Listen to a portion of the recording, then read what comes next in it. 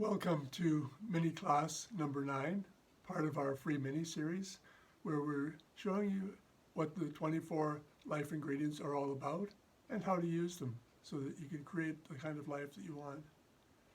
The topic of today's class, class 9, is how to bring about lasting change that's fun. The topic of today's class is how to bring about lasting change in a way that's fun. So what we're going to do is we're going to combine a lot of the things we've learned in all the other classes to show you how to use them in any area of your life. So what we'll do is an exercise that's, so again, physical, spiritual, body, mind, because it's the combination of our thoughts and how we incorporate them into our feelings, into our physical feelings, that cause the change in our lives. So we'll get right into the exercise in a moment. To give you an overview first, what we're going to do is we're going to do some breathing, and I'll walk you through that. And then as we're breathing, I'm going to talk through all the different steps of the 24 life ingredients. Well, not all of them, but enough to get us started on this, to give you an idea of what you can do on your own regularly in any area of your life where you're looking to create change. Okay, so let's get started. So first, a nice deep breath in. And we're breathing in through all of our pores. We're taking in all that energy that's there for us from the universe.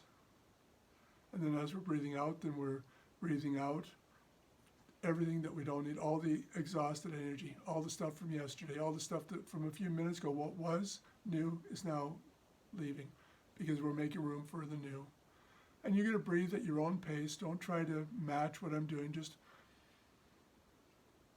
breathe. Just make sure that you're comfortable in your skin doing what you're doing. So you're breathing in at your own pace and then you're breathing out just so you feel relaxed. Now, remember that the next part to feeling relaxed, recall what that was, is where we consider that everything is perfect as it is. Because in the moment we let go of all the this is wrong and that's wrong and that needs to change, I'm late for this and I got to get on to that and that should be done. All we do is create stress for ourselves. And when we bring stress into our bodies, we bring tension. When we bring tension, we bring illness.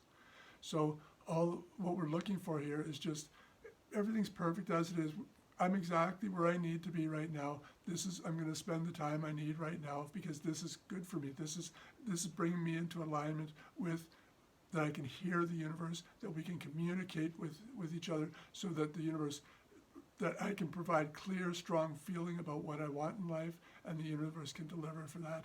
And I'm not missing any of the signs. I'm hearing the song, I'm seeing the birds, I'm paying attention to why that fly is so distracting at the moment. All that is, like, the universe has so many ways to communicate with us. And if we're in a state of peace, state of calm, then we're not chasing away all these signals. We're not so focused on, well, it has to be like this, that we can actually absorb what's right there in front of us. And we can learn from that, learn from the universe, learn from life, so that we can create the kind of life that we want, not alone, but with the help of the most powerful ally we have, the universe. So as we're breathing in and we're breathing out, and we've got this feeling of everything is perfect as it is, and what we're going to consider, so the target of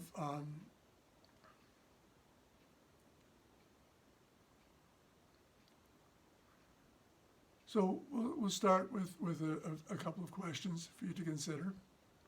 So which area of your life would you like to change the most?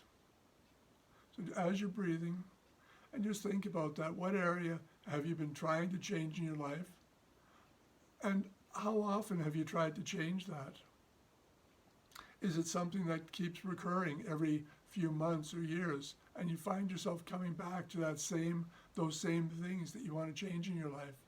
It might be relationships, it might be money, it might be weight, it might be fitness, it might be health. It could be anything. It could be a combination of them.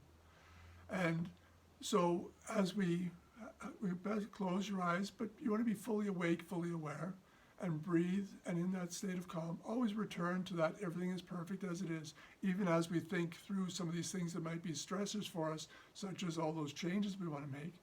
Consider that this is the very first micro experience in the changes that you're creating. Just be in the feeling that in this exercise that we're doing, that you're creating the feeling of, you know, that change is already here. You don't even worry about whether the change is coming. Just know the change is already here.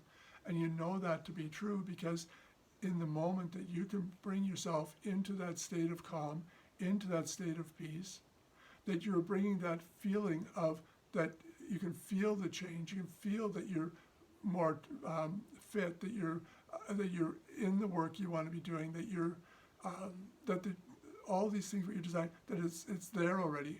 If you're feeling that it's coming, then you'll always be creating a state of waiting.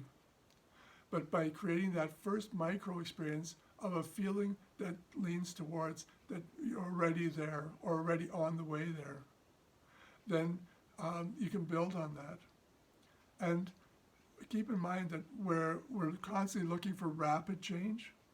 Rapid change just means that I don't respect the journey. I don't want to have something to look back on that I went from here to there, and not just in 10 seconds, but over a period of, if it takes, like for example, I lost,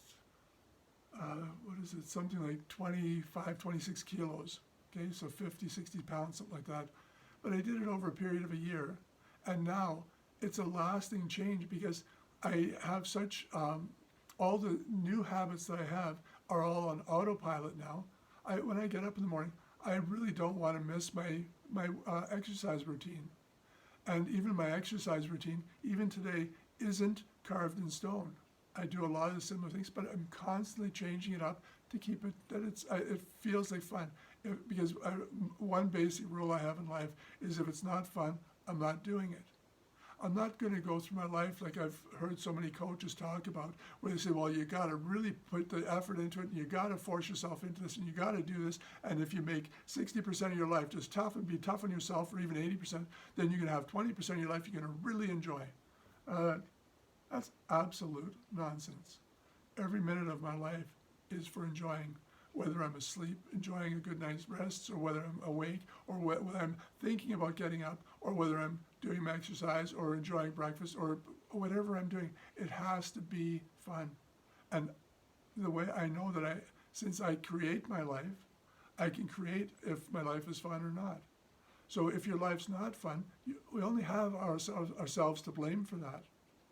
So, and I wouldn't spend a lot of time on blame. I would say this is perfect as it is, and be in that feeling of being relaxed, knowing that my next micro experience I'm creating is, all right, what's the first step to making every step of my life fun? Because I know when I do that, I bring good health to myself, I bring good energy, I attract even better energy with energetic people around me. And so why would I do anything else but feel the life that I want? If I feel spiritually the life that I want to have physically, then I'm already there. It's already mine. But if I can't feel that, then I can't have it either. Because when I can't feel it, I don't believe it. If I don't believe it, then what I'm getting is what I do believe, which would, in that case, would be the kind of life that I've got right now. Not as an example, I'm very happy with my life because everything I do is always checking back to that. Am I relaxed? Am I feeling comfortable? Am I feeling it? Am I feeling what it is that I want? Like even when I got to doing this set of videos of miniseries, I thought often about I should just forget all the marketing, forget all that hype and nonsense. That's not what people are looking for. Just give them real content, let them make real change in their life. I've got coaching clients, people come to me, they appreciate what's here. And as much as I give, there's in the 10, I think it was a 10, 9, well this is 9, and I've got plans to do several more still. And in all these free lessons, these free classes, there's more than enough information to get people to start making good changes. If you take seriously what's in all these videos and you keep going back to it, make that your regular TV. Make these videos your go to when you have a bit of time, and you'll constantly make changes in your life that are meaningful. And if you find yourself getting stuck, send me a note. Or if you're into it, get some coaching like I do, 3-6 months coaching, so that people can really get into making the changes they want in their life. But back to the point of what we're doing here is we're relaxed, we're breathing. This is becoming a regular part of our life to always come back to that, not just now, not just for these exercises. Like the mistake people make with meditation is they say, okay, so now I'm going to block out 15 minutes or half an hour or an hour for meditation. It doesn't work like that. If we start to learn how to bring ourselves into awareness of our breathing, awareness of how we feel, and if we're feeling stressed, automatically, what am I looking at that's wrong? What am I looking at that I think it needs to change? What am I looking at that is not perfect? And change that to everything's perfect as it is. And you bring that instant level of peace back. And from that level of peace, now we start to move forward again. How do I feel about my future? And because if I ask that question, so now let's refresh the exercise. Let's go from the beginning again. Nice deep breath. Through all our pores. Breathe out anything that's stressful. And then start to think about, so what have I been wanting to change in my life?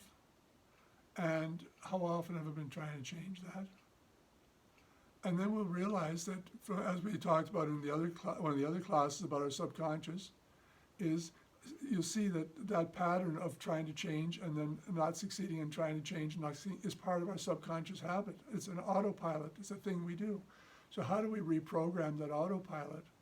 Well, any reprogramming comes from, remember the blue disc and the red disc? Well, when we have this conscious idea that we want to change, but then the blue disc says, well, you're not going to go that far away from here because you're going to stay in this realm. So we have to kind of convince our subconscious that this is okay for us to wander a little bit out there. And so we start with one micro experience after the other.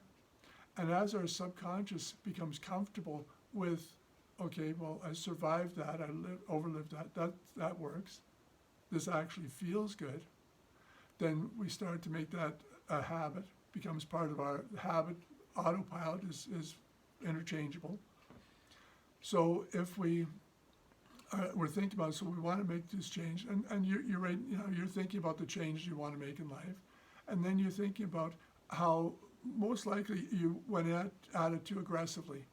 It just had to happen now. You put a day, a month, a week, year, whatever into it, and then after a while you just gave up because it just wasn't fun. It wasn't something that you could make a habit because it was just too stressful.